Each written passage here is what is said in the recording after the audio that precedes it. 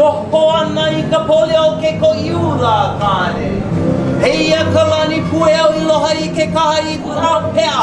Mai ka makawai o ka oi oe.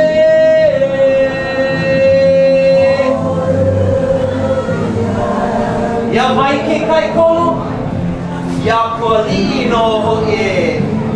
Moi malie I ke kai o ko haku. He kai he he ma ke one apua. He kai oha ma ke kua loa. He kai alo ko I ku ma ka poha ke a. He kai leo nui a mokoli. Wa waho ke kia I ma ka hiapo. He kua ana ma ke kai ko lao. Kanalu hai o.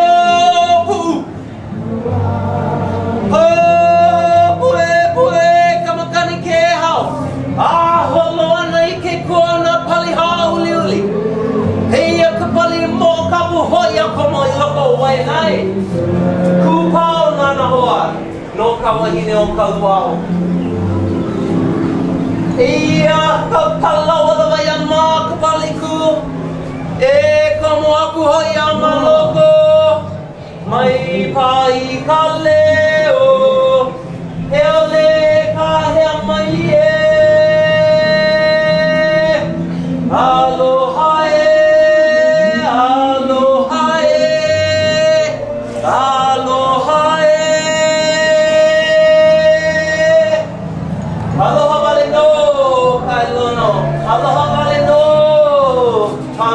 Masterson, thank you so much, all of you, for coming here today. Aloha Valino to all of you. I am just amazed and in wonderment that in 12 years of my dad being here in Hawaii, he should touch all of your hearts so that it comes full circle and you are here today sharing and touching the heart of his family. He's so big. Here. I mean, geez, we couldn't even fit him in a tent and the pavilion. Thank you, Kailua family, for sharing the pavilion as well. Happy for the music too.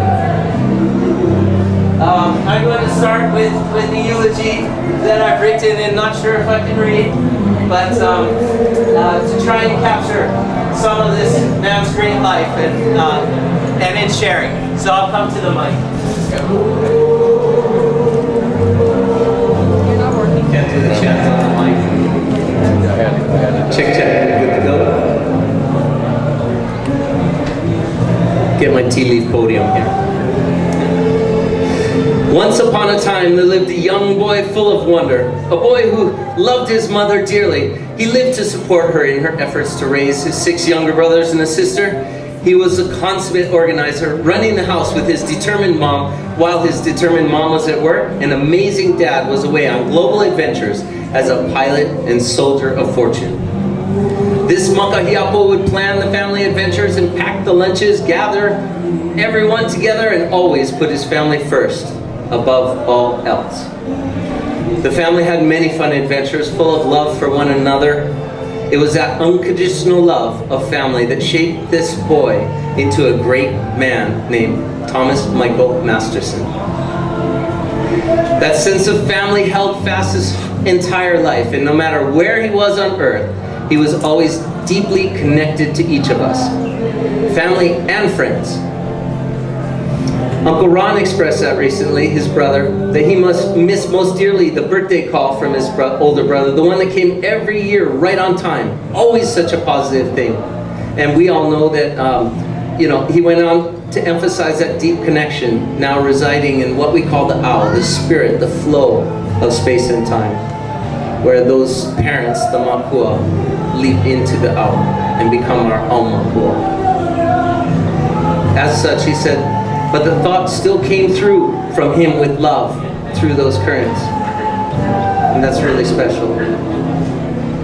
We all got those birthday calls, of course. They were preceded by a card that said, "Here is a haiku written especially for you." And so that's, there's so many where we are working on compiling a book to share his thoughts and his aloha over 50 years of writing haiku. Amazing. The family grew up on the beach down there in California. He was born in El Segundo, but grew up between Manhattan and Hermosa Beach. And he used to tell this story about surfing. There are these older guys, a couple years older than him, talking about Dale Vilsey and them, this crew that would go surfing by the piers. And he said, as friends, they would buy all their used boards and go try surf them and get catapulted into the air, which is why he became a body surfer. But that's something that he shared with us wherever we were, whatever ocean we could touch. He was in there in his Speedos, having us go straight out into the water and practice body surfing. And I didn't realize what an impact that would have on me in my life. Now I'm the surf professor. Not only was he good on the waves, but he was also a natural runner of Olympic caliber. I know I mentioned it in the obituary, but it's worth telling the story that he made the regional finals for the decathlon race for the 1967 Olympics. And during the race, he paced himself behind the leader. And as he got to that final hurdle, he saw his moment and took his move. And with a great leap that we all know Tom did all the time, he leapt over the hurdle and actually attempted to jump over the puddle on the far side of it to take the lead and go to the Olympics. Unfortunately, his toes and the front of his foot caught on top of the track, but his heel went into the trough and it ripped his Achilles tendon, and his Olympic dreams were squashed. But that didn't keep him from running, of course not. He continued on with his most favorite group, the Hash House Harriers, running wild races all over Singapore and Malaysia and all over the world, wherever he could find a group that would go running with him. So, he was an amazing man in that way, always striding for the highest peak.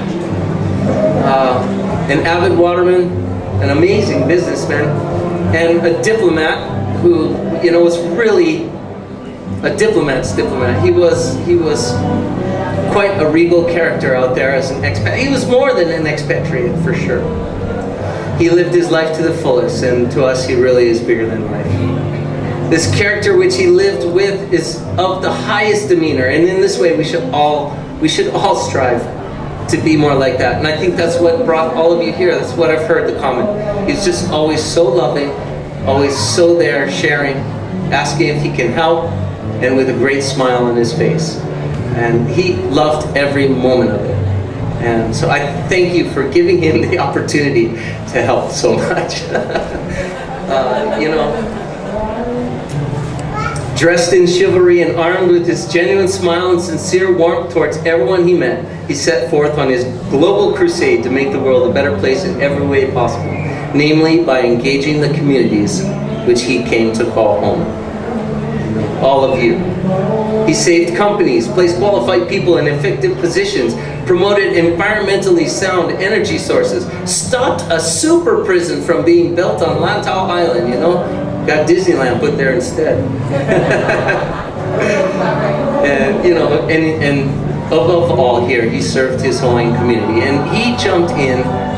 I'm so proud, just all of you here. Just the fact that Charlani Kalama is the one who's setting all of this up shows how, all of the, and of course Uncle Chuck Burrows and Kailua and Waimanolo civic clubs, for you guys to come out and do this, it's a reflection of what he meant to all of you. So I cannot thank you enough for being here.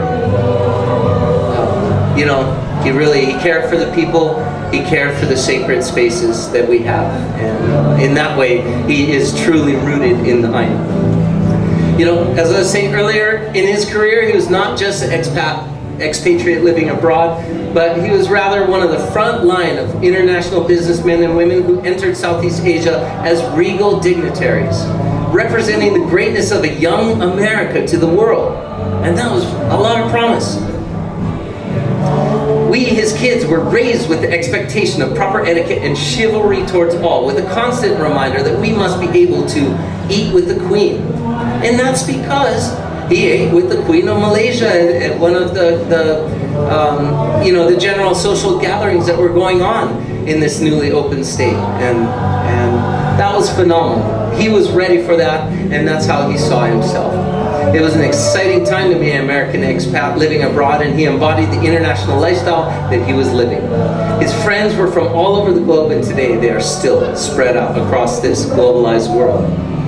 The funniest thing that I just walking through Hong Kong, they have all these causeways that connect buildings and all over the place, and it was just amazing to see all of the local Chinese people stop and look at this great man passing by them, looking up at this towering man with a great warm smile and full of, aloha. I can't say he didn't know what that was. The only other person who got as much attention is the one, dreadlock Rastafarian in a business suit walking down that hallway, But it was really neat to be a part of that, to see the impact he had on his communities.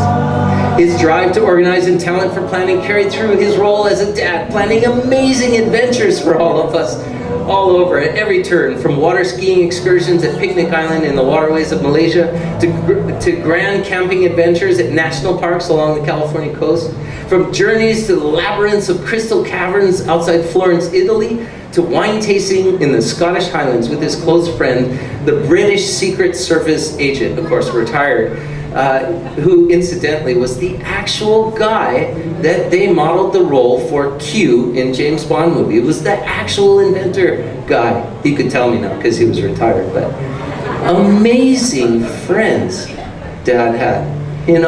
It was really a wild ride, and to think that he was friends with all of these just phenomenal characters in life.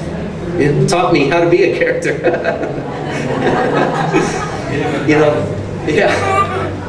Every adventure was meant to expand our universe through highlighting the places he loved around the world. And wherever we went, he made friends along the way. Some of whom were just in passing, others who are here today. All who felt the aloha that he was so passionate about sharing with everyone. He was inclusive, believed in universal camaraderie, and showed excellence at every opportunity by opening doors for strangers, complimenting people as they passed by, joining in whatever fun might be happening, whether he knew the people or not, and always actively jumping in the moment he recognized that help was needed. And, of course, growing up with 7 siblings, mischief was part of that daily life, and many of you probably felt that. From rhetoric and puns to challenges and games, he was fiercely competitive and yet witty all the while. He had this look that he would get on his face when he was trying to pull our leg, and he would stick to his story, he would stick to his guns until he just couldn't take it and burst out laughing. But he would hold true to that story, right through, right? But we had to be on guard for that good-natured kolohe side of him. And the best part about this is that's what my kids got an opportunity to know, that kolohe side, and play with him in the pool, and play with him as the big kid that my dad still is today, jumping around up there. Always chiding them to skills improvements, but they will forever know that love through that warm kolohe smile. So I asked family members, I needed some help, to share what they thought my dad's greatest characteristics are. First off, of course, early in the morning, my beautiful wife Diana, thank you so much for helping me through this. Without hesitation, she said, his total acceptance of everyone he met, that was his greatest characteristic. There is no one person who has ever accepted me so completely and loved me for who I am, like your dad. And thanks, Dad. Yeah, he knew I found the right one. He gave everyone a chance, believing in the innate capability of each person as a human being. In that way, he saw us as the best version of ourselves, whether, his children, friends, family, and even his adversaries, whoever it was. He would always assume they were honorable and valid in their position. However he may disagree, he was willing to listen. In fact, he was there to find a resolution, and that validity you know, he gave to people as a human being, as an inalienable right, garnished trust and faith that indeed created solutions where none seemed to be found. Nothing could slow down this great man who saw himself as being a catalyst for positive change in everything that he did. He would disarm an adversary with humor, overwhelm them with reasonable options, voyage with them to the shores of resolution, and celebrate the compromise together. He was amazing in being able to do this. In this way, as Siri calls him, he is an optimistic idealist.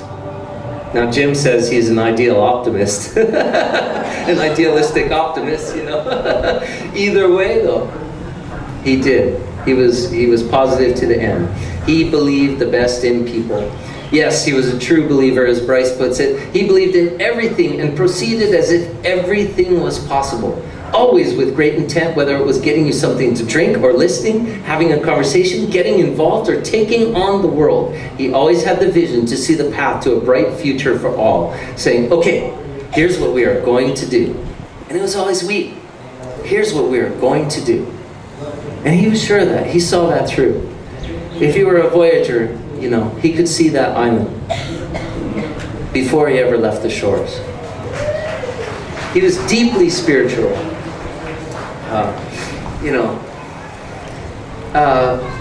I love the way Trevor put it. As much as he loved to entertain, be the life of the party, he could get groups of people who would otherwise have had nothing to do with each other together and having a good time. Here again, as his final act, he brings us all here together. So please, just for one moment, turn to someone near you whom you don't know and take a moment to share aloha with them. You know, Dad would want new connections to be made here, and I just know that they will be fruitful in the future as he blesses us with this opportunity to meet. So just turn to somebody next to you and say aloha.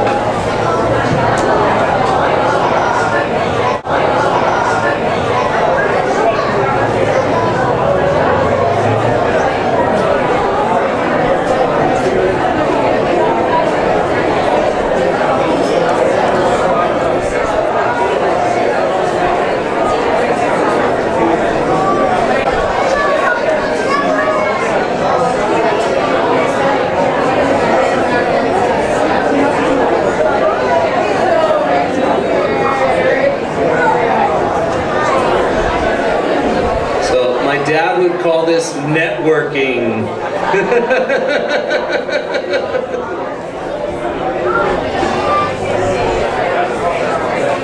Thank you for taking that moment.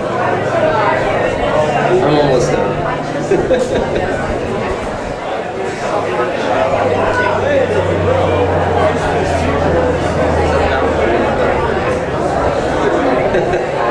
Thank you.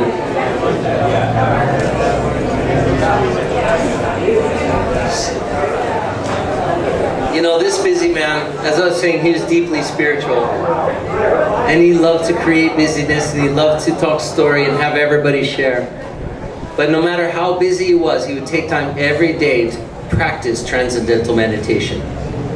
This busy man would just shut down. I mean, it was amazing. He would sit beneath his Buddha, and he would go, for real. I remember it was really hard to interrupt him and bring him back, you know, when it was time to go, or like I wanted a cookie or something. He was gone. He was out there. It was amazing to see, and that spirituality that I could hear within that silence was really powerful and had an impact on my life. You know, he was his own spiritual master, whether he knew it or not, and he was my guru, whether he knew it or not. He introduced me to spiritual masters as Khalil Gibran and Swami Muktananda, and sent me books like Richard Bach Illusions and Dan Millman's Way of the Peaceful Warrior. He had a plan for me. Our relationship was so intense because it was long distance, you know? But that made it all the more real. And we had long conversations deep into the night discussing life, the universe, and everything. Yes, he gave me Douglas Adams too. Those moments with him, that is what I will miss the most. Those moments right before he would drift off to sleep and his speech would go into, you know, some sort of tongue. But it was a tongue that was filled with love. Last page. Meeting in Hawaii, his sweetheart Waynella had only a glimpse of this corporate, international businessman Tom. He was humble and did not speak of his many accomplishments, she told me. She fell in love with the heart of this man. The love that he had for his family. He left everything, he dropped everything out there to be with us, his kids and his grandkids. I mean, to come to this, he used to try and get me to go work 18-hour days in Hong Kong and be like, no, Dad, that's okay, I'm staying over here. But he came here. He didn't slow down, but he came here. And we really saw that, that he loved his mother, his siblings, children, grandchildren, everybody he met. That was a part of Tom that she was blessed to be with here in Hawaii. And, we are truly thankful that you are part of our family. We are, and that's forever. We love you very much. Masterson. That bond they shared is very special, and as we watched the sunrise this morning, I had to reflect. She says he was my sun, moon, and stars. That's what brought him to Hawaii. He yearned to be with all of us all the time. But no matter where he was, I could always tangibly feel his love in my heart. He lived his life for the great adventure of it all. He was living that great adventure on a global scale. And in that way to me, with his good nature and his chivalry, his, freedom and responsibility, he truly was. I looked at him in awe as a true international man of mystery. One of the last. Such a great time period. And I know that all of you here and many, many more people spread out every continent across the sea of our islands will miss Tom dearly as a great man who loved everyone. So thanks, Dad. In the week, I just want to mention in the week before his passing, I've been deeply embedded in the mo'olelo of this place and of the people and of the culture. And they talk of the aumakua, the ancestors coming to take their beloved home, and we see those signs in nature, those ho'ailona, those that display themselves, ho'ike to us. And it was obvious it was his time, and he took that with such grace. I mean, in the weeks up to his passing, we had thunder and lightning in Hakipu'u, even with no rain at 2 p.m. That convection, that lono, the deluge did come. Kulani Haku'i opened up, and my goodness, the earth shook. We had an earthquake off of Kailua within a week of his passing. The signs are there.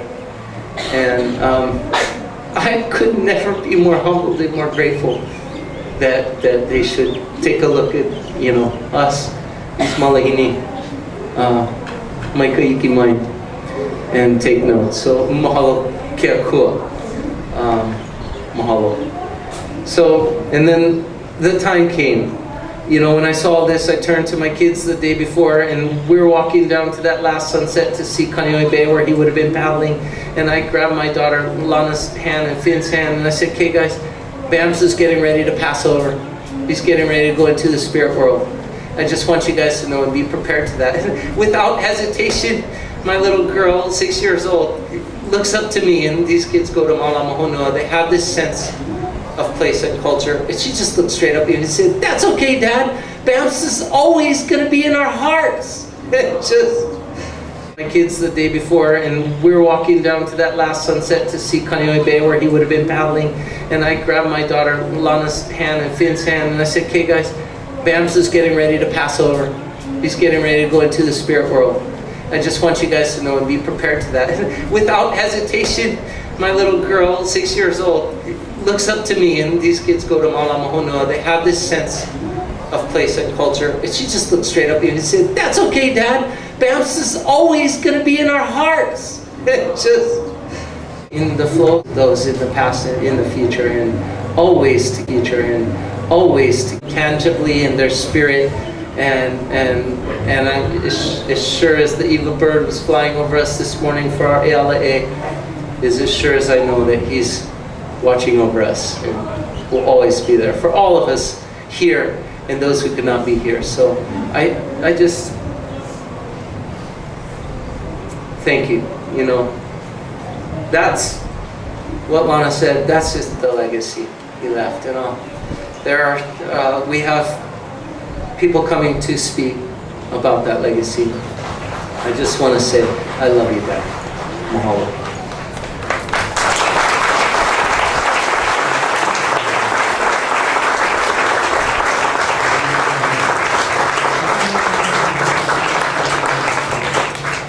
I believe first we have Paul Brennan coming up to speak. What a story he brought. Well, I'll let him tell the story. He planned on telling it, but here's one great man, great archaeologist, great friend to our family. Thank you so much.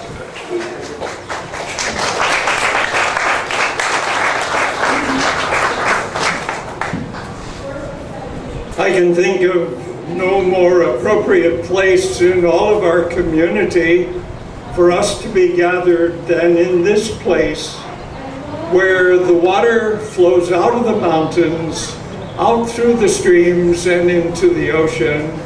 So vulnerable, but such a great opportunity. Many of you don't live here, and you don't know what the history has been around here. And I'm not going to take you on a long journey, but I'm going to just summarize a few things. This was the place of discovery.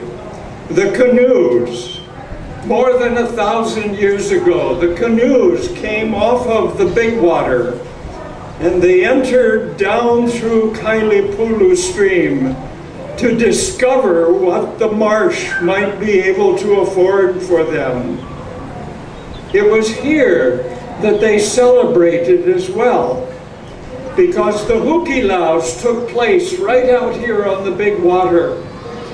And those community people coming together with the big net and fishing together, pulling in the resources from out in the water. This was a place of celebration.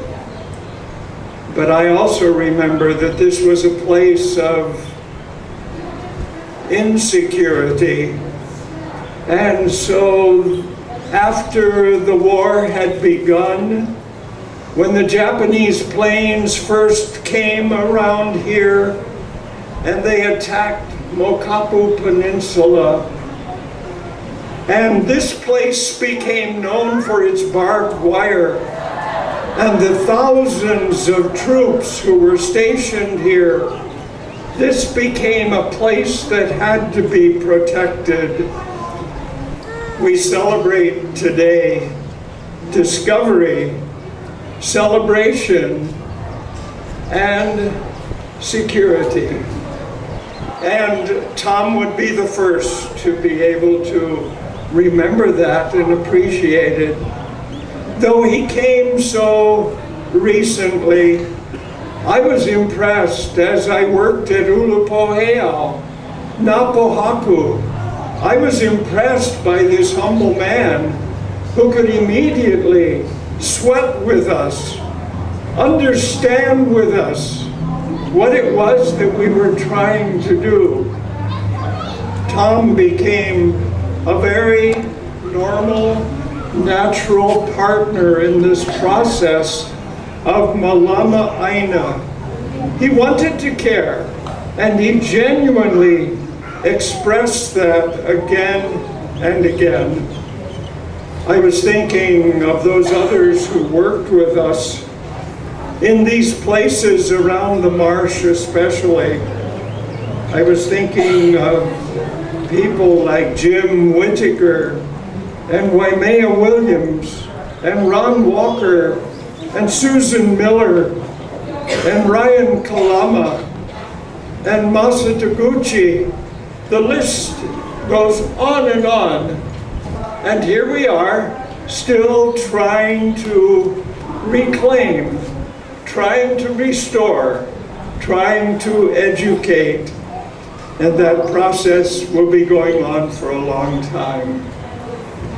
I remember when Waynella and Tom came with me on one of my tours to the Queen's Retreat, Tom said to me, looking me straight in the eye, if we ever get the green light to restore this place, let me know because I want to help. We have never yet gotten the green light.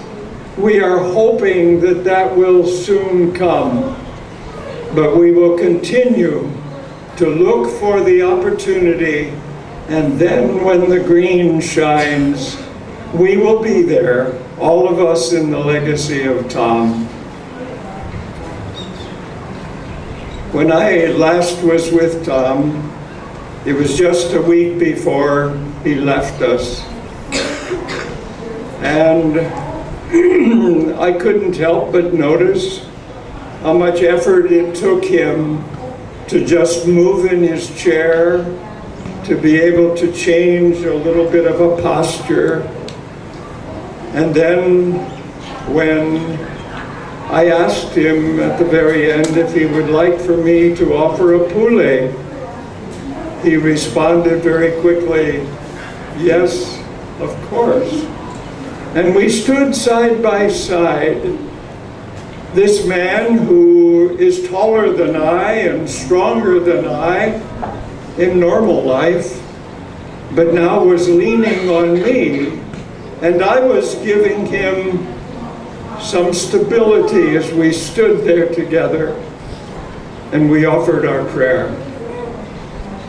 And that prayer was a prayer of gratitude, a prayer of humility, a prayer of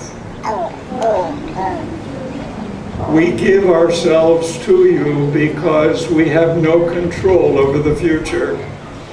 As I said aloha to Tom on that day, I left him with a couple of my choicest artifacts. I have them here on the table, and I just bring them out.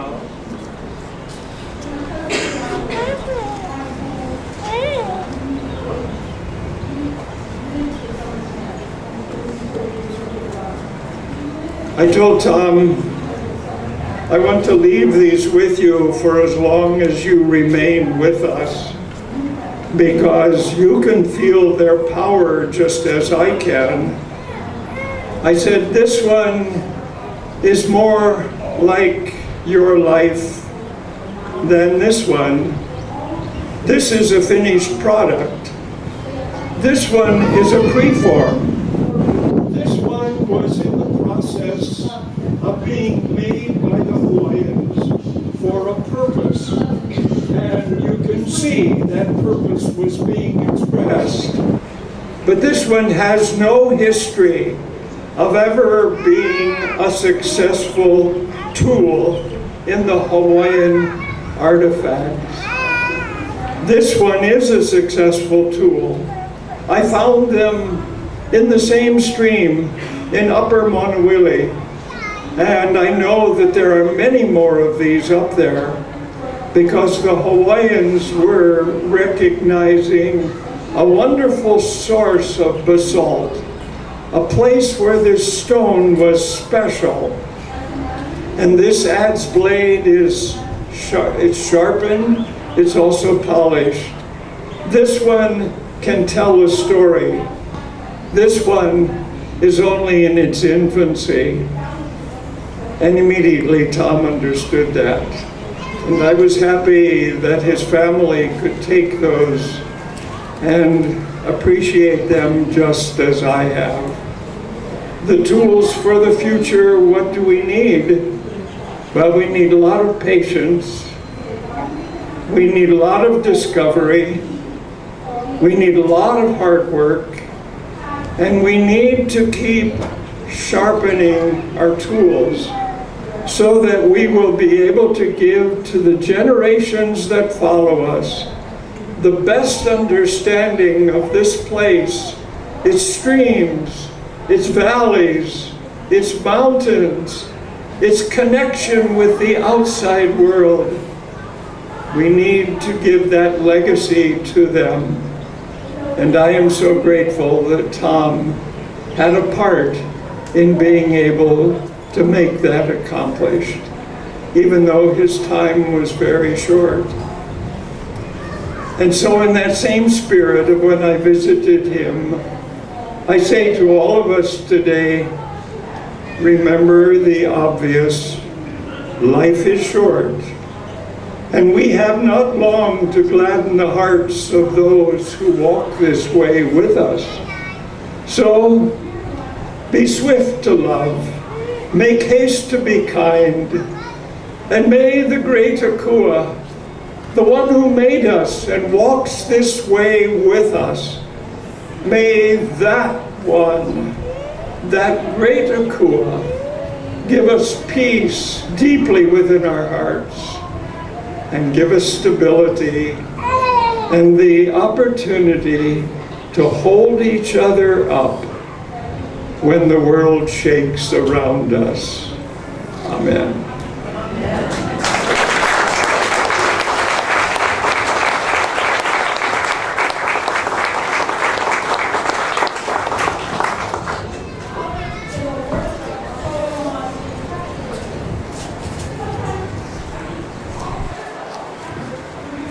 Aloha. You know, I was asked to lead the Lord's Prayer, if you understand, Pule o kahaku, yeah. But there are so many of us. If we can just join in and say the Lord's Prayer in English, that is my kai. Because not everyone here is Olelo Hawaii, yeah, and I'm okay with that. So, touch one another, be close to each other. That is what they wanted to have the Lord's Prayer. That is what you'll do. When I'm done, you hear aloha being shared here all day. I will share aloha with you. Okay? So, our Father, who art in heaven, hallowed be thy name. Thy kingdom come, thy will be done, on earth as it is in heaven. Give us this day our daily bread, and forgive us our trespasses, and we forgive those who trespass against us. And lead us not into temptation, but deliver us from evil. For thine is the kingdom, the power, and the glory forever. All right, so in your program, I was with Wainala last night, and it was really my kai as we were preparing Tom for his settlement in his pu'olu.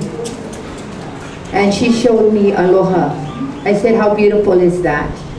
It has been shared around the world, so I'll share it with you. This was written by my Auntie Pilahipaki Silva, and the leo, or the voice that you hear around the world today, was by my mom, Elizabeth Kikailani Karakabaha Kalamu. So, without looking at this, you can share, but I'll share it with you. If you can all repeat the first letter, A, akahai. Akahai Hawaii meaning kindness, to be expressed with a feeling of tenderness. Tom was the epitome of this beautiful word. The second letter, L, lokahi. Lokahi, Hawaii meaning unity, to be expressed with a feeling of togetherness. And look at all of us. I know some of you and I don't know some of you. You know some of us, but it brought us together, yeah? The third letter, O, olu olu. Olu olu, Hawaii meaning to be agreeable, to be expressed with a feeling of understanding. Not only being the one that speaks, but the one who listens. The fourth letter, H, ha'a. Ha'a, my auntie said, for the women, we are modest. Ha'a is to be humble, to be expressed with a feeling of humility. The last letter, we need this every day in our lives, with our spouses, with our children. They need it with us. Ahu nui. Ahu nui, Hawaii meaning patience, to be expressed with a feeling of perseverance. These 5 characters make this beautiful word aloha. If you can try to live one letter each day, what a peaceful space you would have. Today, social media is big. If you can share one letter each day, maybe then we'll start to have a peaceful world. So having Ian ask that you turn and look at each other and you aloha each other, you're sharing it with good thoughts in your mind and good feelings in your heart. As my Auntie Pilahipaki shared it in 1952 at the East-West Center in the University of Hawaii in Manoa. Today, it is in our Constitution. It is known as the Aloha Spirit Law. It was actually created as a tropical prayer. But when it was stated that we couldn't share it in the schools, my mama said and my auntie said it would be Aloha Spirit. So I and my family, sharing it with everyone, continue to hold the legacy of my mother and Auntie Pilahi and share Aloha. And you take that today and share it throughout the world, and maybe we'll start to have a peaceful world. So at this time, I share the last things that I left in Tom's ear, in his family's ear, and in their home, what is known to us as Aloha's chant. Okay, but I will come away from this one. Just focus on him. He's there, and I'll come over here because I think.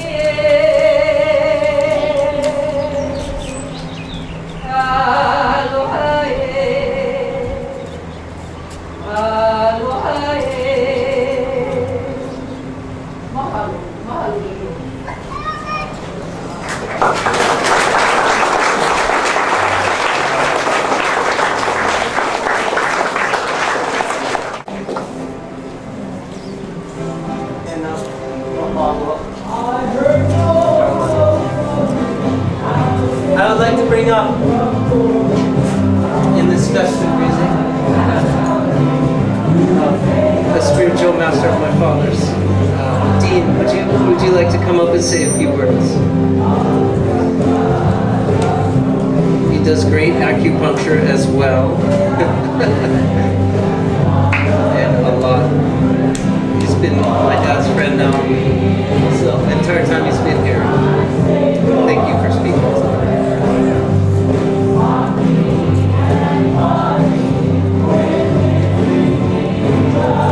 Aloha, one and all.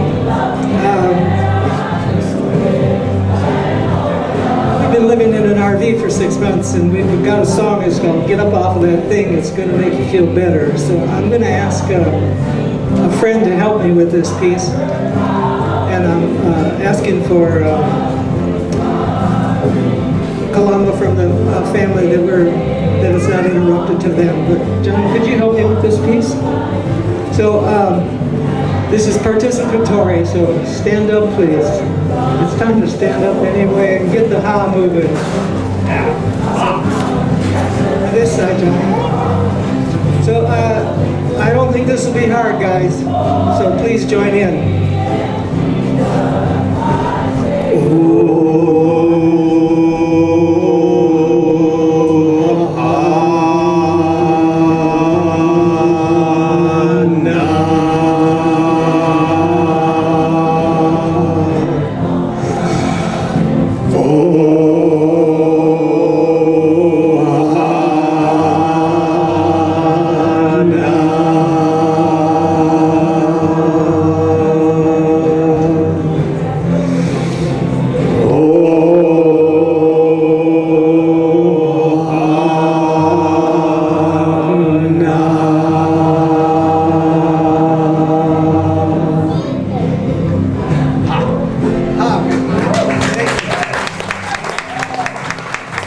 Go ahead and sit down if you'd like.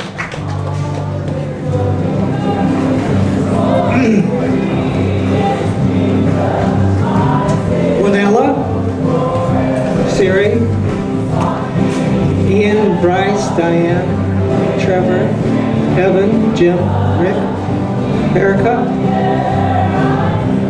Madeira, Finn, Lana Girl, Sonny Boy. I'm missing one. Orion Man, the rascal. I want to thank the Masterson family for the privilege of speaking today. My own relationship with Tom, my bromance, I think is a long line of bromances. It started out in a sense of a doctor-patient relationship and very quickly excelled and morphed into a profound friendship. If you know Tom, if you had a friend with him, that means you were going to be in the water with him. And it was based on us going down to Kailua Beach, taking a couple waves, and then, interestingly enough, talking about spirituality. As Ian mentioned, Tom had a profound connection to spirituality that he had felt, in all honesty, that he had somewhat put in second place behind his love of his family, and he wanted to bring it in the foremost as his love of his family. And so we talked about spirituality a lot. I had some very intimate meetings with Tom later in life, in a doctor-patient sense. And I promised him that I would help him with his dying process, which included this talk. I don't think, quite frankly, at that time, that he knew what I meant. But my work started once Tom was dead. It's actually quite hard to talk about death. It's not a very welcome subject in our culture. And yet, for some queer reason, it has been a fascination and an interest of mine for 30 years, and I've studied it, I guess you could say, extensively. I'm not exactly what you would call a Harold and Maude fan, if you've seen that movie. I actually hate death.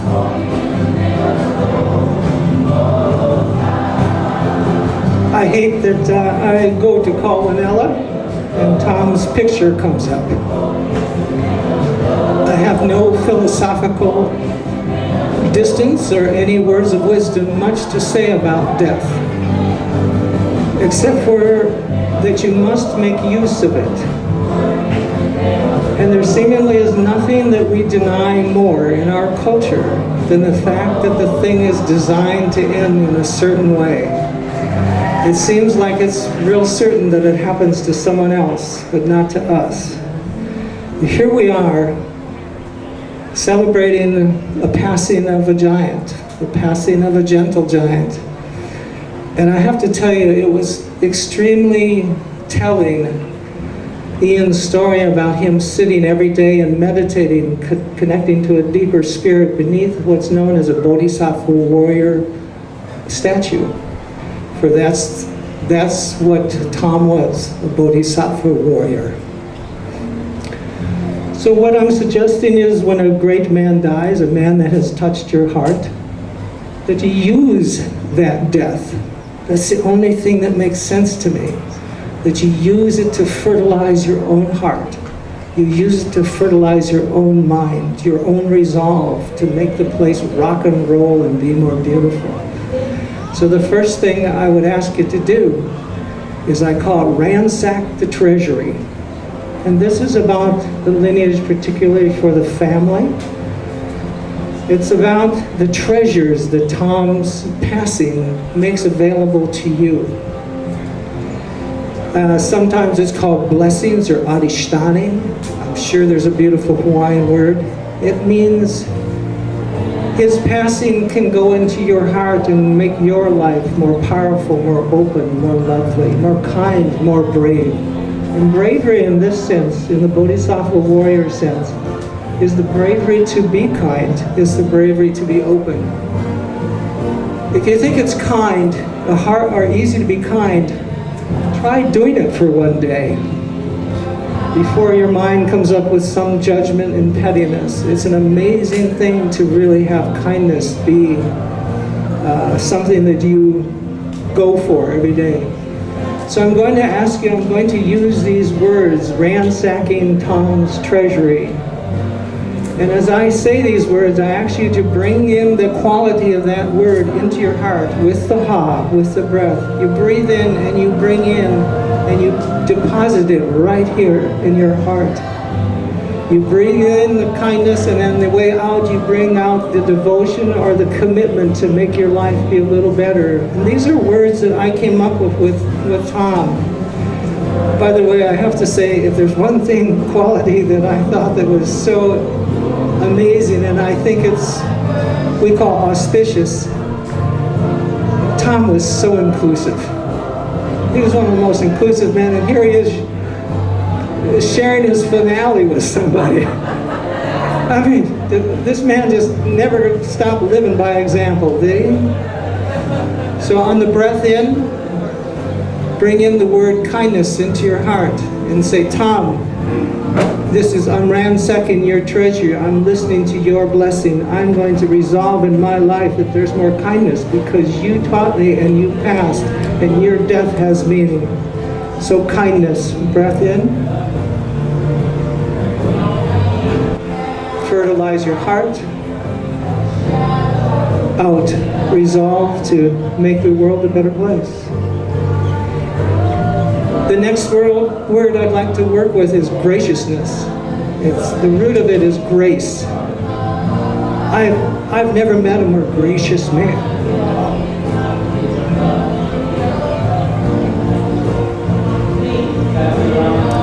So on the breath in, you bring in grace. What Tom taught you about grace, the way he could walk in a room and it lit up a little bit. So gracefulness. In your heart it fertilizes, and out you resolve to have your life be uplifted by his death. The next word I want is youthful. The guy knew how to rock. He knew how to play. I mean, I want to be 71 and playing like that. So Tom's youthfulness, breathe in. Fertilize your heart, uplifts you, makes you younger.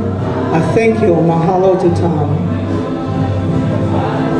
The last one I want to do in this fashion is something that could that man work a room? I mean, have you ever seen anybody who could come in and just, he like had this awareness of how to kind of, was this person connecting? Was that person feeling good? Could that person need a little bit of tweaking on the okole? You know, he was just always working, walking, always so good-hearted, right?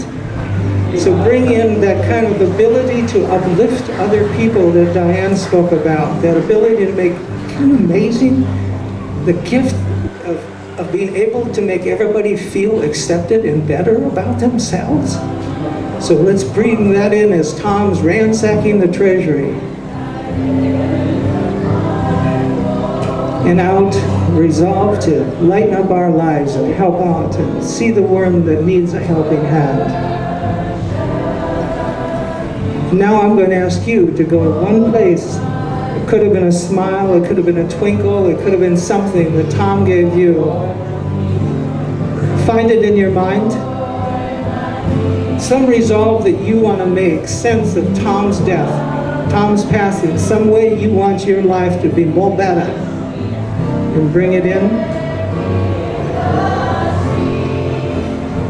and out.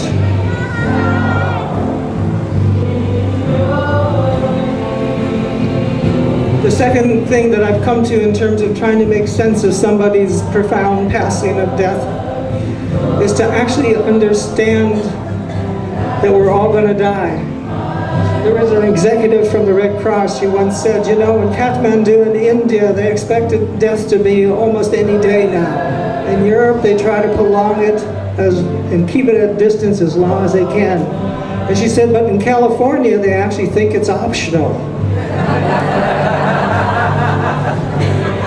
There's nothing that's so certain in your life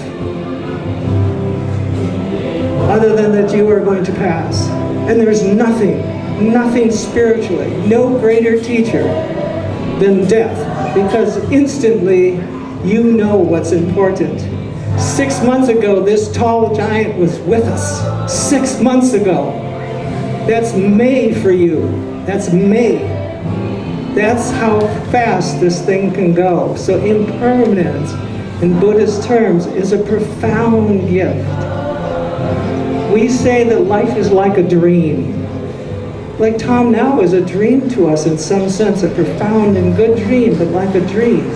And so I want you to join me in this song that's both playful and profound, and I think Tom would love it. Well, come on in, Orion. Will you help us sing this? Here it goes, guys. This is participatory. Row, row, row your boat gently down the stream. Merrily, merrily, merrily, merrily, life is but a dream. Row, row, row your boat gently down the stream. Merrily, merrily, merrily, merrily, life is but a dream. Row, row, row your boat gently down the stream. Merrily, merrily, merrily, merrily, life is but a dream. All right.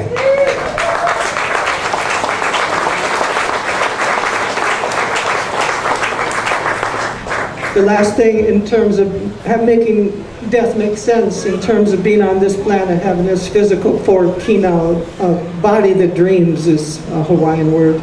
This body that dreams, this body that thinks, is that the show isn't over. The show isn't over. As was it Finn that said, but he's in our hearts? Lana girl, but he's in our hearts. You know, and truthfully, I don't know if you knew this, but Tom always wanted to go to Harvard. He went to Lewis and Clark, but he always wanted to go to Harvard. And so how you get into Harvard of the heavens is by being kind, is by being gentle, is by being awake, by extending yourself to others, by making the place a better place. His Holiness Karmapa, a man that I had the privilege of meeting, serving, and knowing a little bit, says, you know, you have a strange culture. He's a Tibetan Buddhist, 17th reincarnate. He says, you know, your cultures are very strange for us. He says, you know, you treat death like it's a felony, like it's a failure, like it's the worst thing that happened, like if somebody went wrong, like the doctors didn't do what they said. He says, my culture, we see it as a parking ticket. So I guess I want to leave that. The last class that I know of that Tom took was a class that we gave at our hall called the Training of the Bodhisattva. It's the training of how to actually literally become more patient, more kind, more disciplined, more awake. And so I want to leave you with that. That is, Tom is now in the Harvard, and one of the electives that he took right away is, guess what?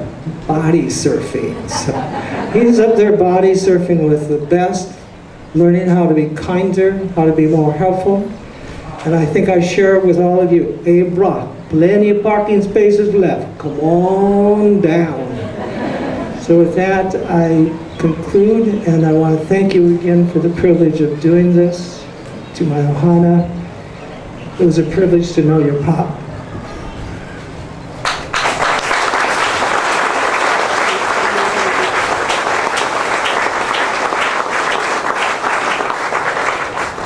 Thank you so much for speaking today. I understand why you're going to entitle it your portion WTF.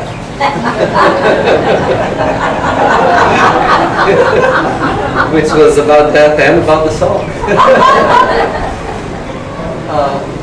Waynella, would you like to come and share some words to bring us down a bit? Yes.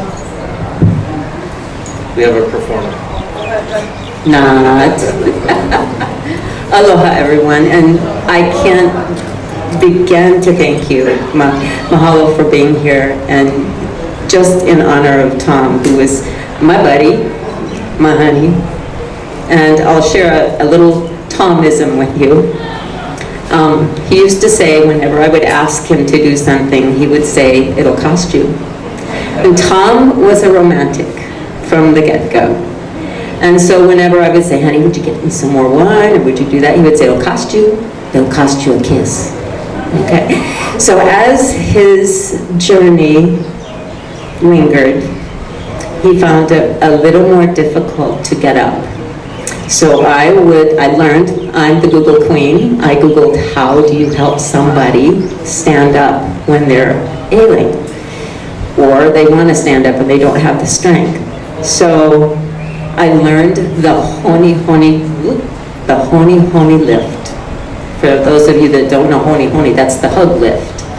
So I would lean over and put my arms around him, under his arms, and he would put his arms over my shoulder, and I would whisper in his ear, it'll cost you. I got lots of free kisses, and turnabout is it. Let me tell you, turnabout is good. So those are some Tom-isms, and you've heard Ian call me Way. Many of our friends call me Way for short. My name is Waynella, but everybody calls me Way because it's just a little bit easier. And he would, did I lose it? No. He would say, no way. Way to go, Way. You know, it was just one of his isms. He would say those things, and that just endeared me to him so much. But what I really wanted to take a moment is to, in the time that I have known Tom, we met and by accident, and we've been together for 12 wonderful years. I wouldn't give it up for anything. And I got to know his children. And they lit on in him. Ian, the love of culture is embodied in you. That was part of him that he passed on to you. And you are the consummate wordsmith. Oi! You and he could write anything and wow everybody. Just unbelievable. He loved you so much. Siri dearie. How often did he say that? Siri dearie. The pillar of strength in adversity. He would say, don't mess with Siri. he loved you so much, his favorite only daughter. Yes, yes. The passion for love and the love of passion. That's what he left in you. Okay, Trevor. Oh my goodness, the youth within. Tom never knew what his age was. And you have that youth within you, Trevor.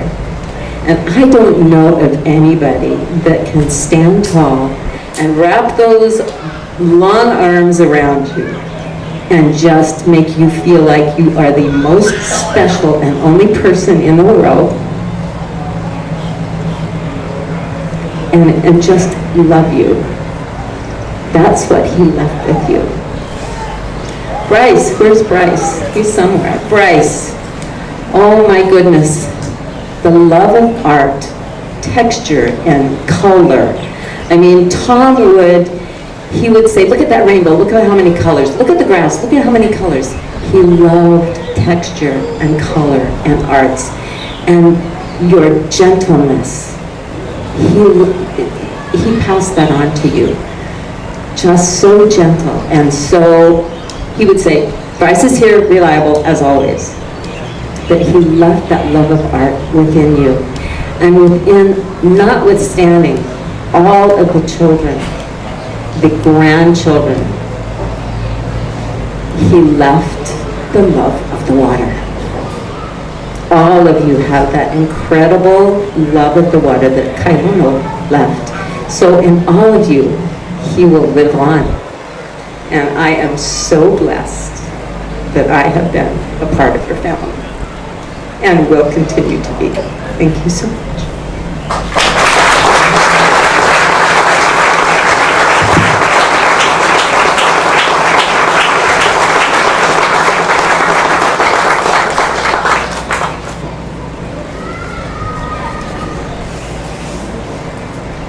We have a little surprise for Waynella.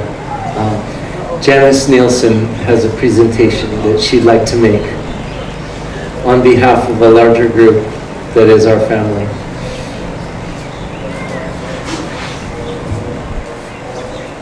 I'm not on the program because it can't be a surprise if I'm on the program.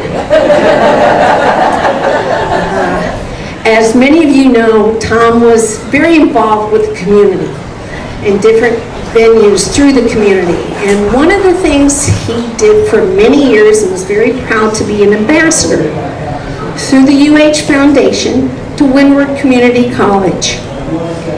And the ambassadors wanted to do something very special for Tom. And with the help of Nancy Taylor and David Shore and myself, as well as Chancellor Doug Dykstra. Doug, where are you? Doug is here somewhere. I know I saw you earlier. He's in the back there. Thanks, Doug, for your great support. Casey Collins with the UH Foundation, also with Doreen and with Bonnie Beeson. And with the help of Joe Ciotti, we are dedicating and we are sponsoring one of the Imaginarian shows for Tom. The show is called Stars of the Pharaohs. It has not been seen for over 10 years because when we put in the new technology at the Imaginarium, that show could not be projected on the new projection system. Joe Ciotti, give a little wave over there, who is the director of the aerospace program and the Imaginarium over at Windward Community College. During his sabbatical this year, he has reformatted that particular show. And he has added new things to the show. It was one of the best shows that was ever seen over there at the Imaginarium. And we are dedicating it to Tom in his memory. And Joe is going to be creating a special Egyptian cartouche to add to the memoriam in the credits as well. And it's all about the stars and the Egyptians, and it's really a fantastic, fantastic show. We will be previewing it to the public for the first time on February the 23rd. It's a Friday Please mark your calendars. Please come and see this wonderful show and honor Tom all over again and the family.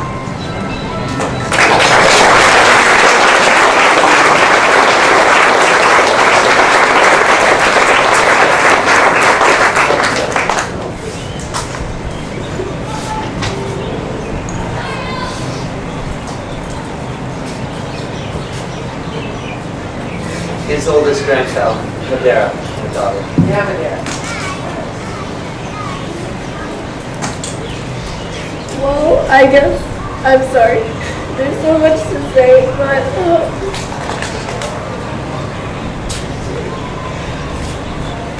I read this book once, and it had something that reminds me of Babs. Some people come into your life for a reason, some for a season, and some for a lifetime. And that reminds me of Babs because no matter how many people he met, it always stayed with them. And he respected everyone that he met and always had fun with them. And they always had something good to say.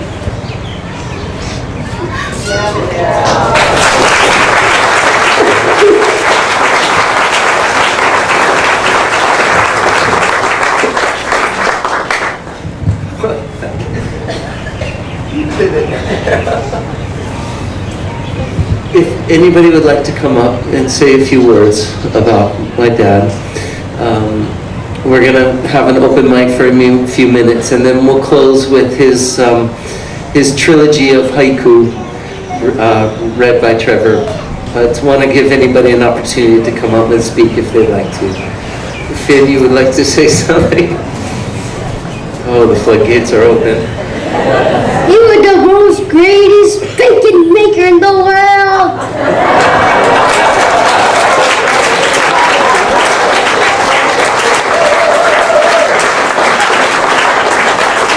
I think those were your last words to him, was before he went to sleep. Oh, wow. Oh. Good job. Girls, please. Aloha kako. I bring you aloha from the Kailua Hawaiian Civic Club, particularly from our President and Vice President Mapawana de Silva and Kihei de Silva, who can't be here this day, but they are in Seattle, Washington, attending the Kailua Hawaiian Civic Club's convention. So they send their hello to all of you. But I also would like to remark that I had worked very closely with Tom as an officer for the Kailua Hawaiian Civic Club. At that time, he was the first vice president, and I was the second vice president. So it was the planning and organizing of activities that would take place in Kainui to support the Kainui Master Plan, to protect and restore the sacred sites, not only at Ulupo Heiau, Napohaku o Hawaii, but all of Kainui. And whenever we had a project at Ulupo Heiau, I was called upon Tom, and without hesitation, he would come down with his weed whacker and work. So it was not only talking about conservation and protection, but doing it as well. And when we formed another working group, and this was called the Hui Kawainui Kailua Kalai'ula, and that was to work with other community groups in Kailua to restore the water resources of Kainui. He had no hesitation about saying, yes, I will serve with you as the vice chair of this group, so I'm temporary chair of the board as well. So without hesitation, he was always there, giving of his own to not only to all of us here, to Elaine as well. She's so grateful.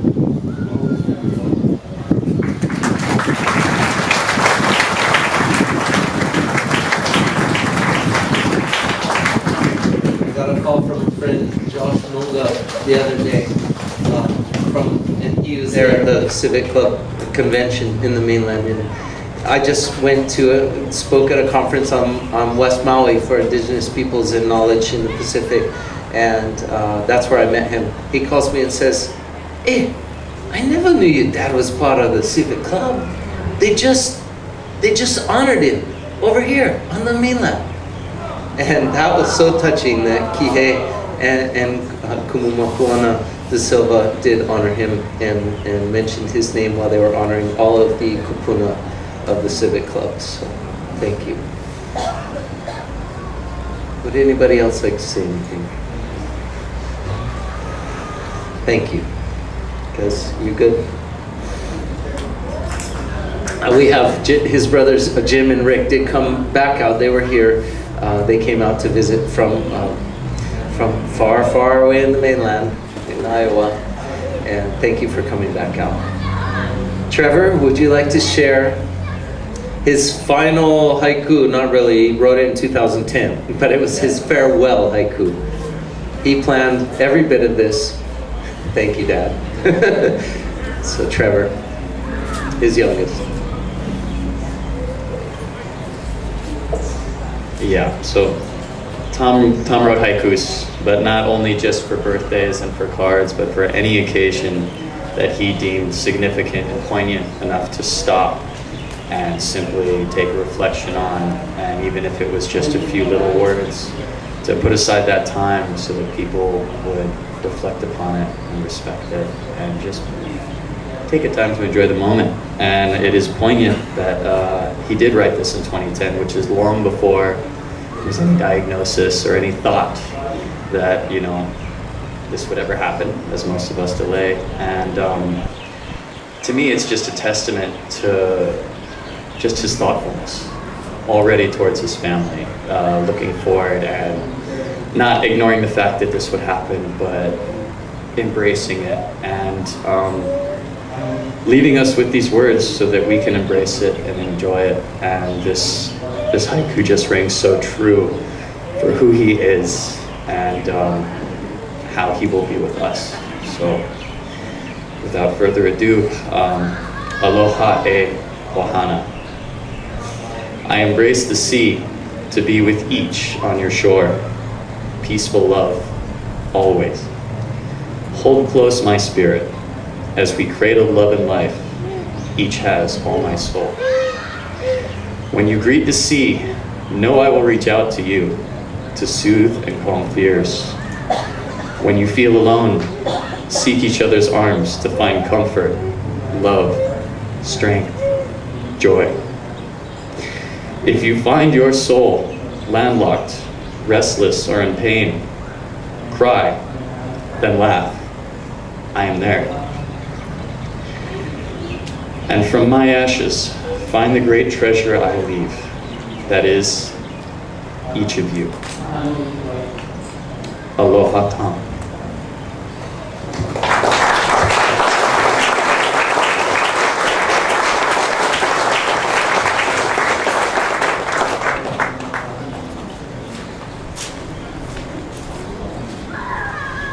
Thank you, family, and everybody who came.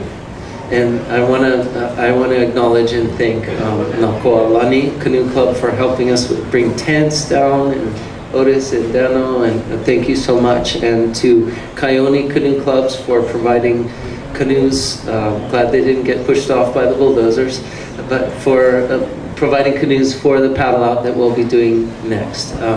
What will happen now is that we're going to go ahead and ask Charlani, hui! Hoi mai! We're going to go ahead and bless the food so that those of you who are staying on shore may feel free to go ahead and eat and enjoy. We will take about 10 to 15 minutes to gather up in front of these ironwood trees and paddle out, not quite. We got to go outside the buoys, but not quite halfway to Flat Island, and circle up and share his ashes with the sea, so he can be a part of all of us. And for those of you who would like to join us, we welcome you to join us and invite everybody who would like to go out.